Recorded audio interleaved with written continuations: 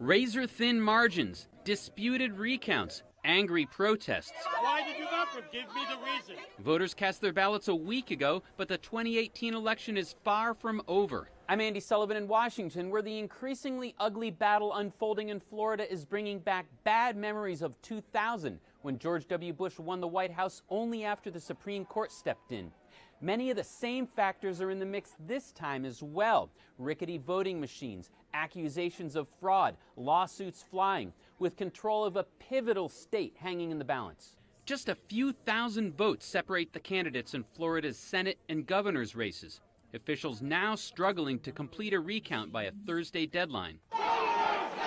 Republican Senate candidate Rick Scott going to court to force officials to ignore ballots they hadn't counted by the weekend. A judge denying his request to seize voting equipment, saying there's no evidence of fraud.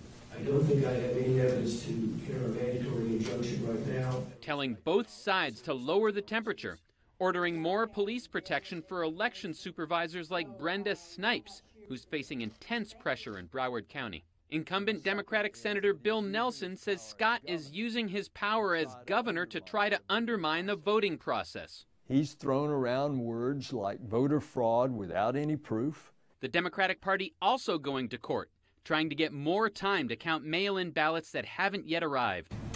The governor's mansion also in dispute. Republican Ron DeSantis is holding a narrow lead over Democrat Andrew Gillum. We're going to make sure that every single vote is counted in this process.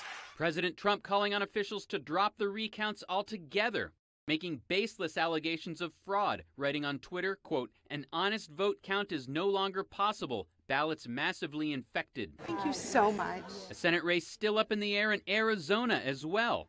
Republican Martha McSally's hopes fading as Democrat Kirsten Sinema widens her lead. These races won't determine which party controls the Senate. Republicans will have a majority no matter what happens, but they'll have a much easier time advancing their agenda if they win both of these contests. The governor's battle potentially more significant.